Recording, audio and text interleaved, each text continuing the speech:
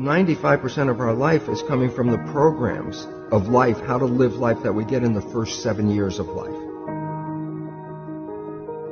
That's why poor people stay poor and rich people stay rich. The movie The Matrix is not science fiction. It's a documentary.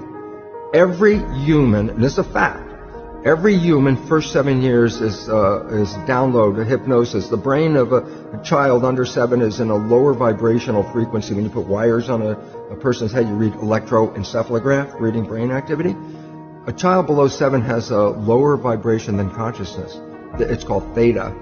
Theta is imagination. Oh, that's how kids play a tea party with mud pies, but to them it's a real thing. A kid rides a broom, it's a horse. That's theta, imagination. Theta is also hypnosis. And the idea is this: before you can become conscious, if you don't have any programs, what are you going to be conscious of? So nature makes the first 7 years. What kind of programs are required to live on this planet? I say, how do you get them? Theta is hypnosis. You just watch. You watch your parents, you watch your siblings, and your community, because you have to learn how many 100,000 rules. Think about it. Just to be a functional member of a family and a functional member of a community, there are rules. Teach an infant these rules. It's like, you don't have to. First 7 years, they observe it and just download it. Look, this is not new. I mean, there's the famous book, Rich Dad, Poor Dad. And basically said you come from a poor family and you could struggle your whole life and try to get rich, but you're not going to make it. And if you come from a rich family, you could be stupid your whole life and make it. Not because it was thinking, but it was unconscious behavior that was downloaded from rich families into kids, which is unconscious. So they're making the right moves unconsciously. If they engage their conscious mind, then they look stupid, but it's unconscious. And that's the same thing with poor people. Poor people have beliefs from the family. Oh, you can't make it, life's a struggle, things are hard, who do you think you are? And if that's the program you get, then 95% of the day you will sabotage yourself. And that's why poor people stay poor and rich people stay rich, because the programming. 95% of our life, this is a fact, comes from those programs in the subconscious. Every day, only about 5% of their life are you using conscious, which is creative. 5%. So your life is being lived, even though you think you're living your life. Exactly, and you don't see it because it's called subconscious, below conscious. So you don't have to try and think about what happened. I just say, look at your life. The things you like that come into your life come in because you have a program that supports them. But anything you struggle with, work hard at, put a lot of effort into making it happen, why you're working so hard, inevitably you have a program that doesn't support that conclusion, and you're trying to override the program.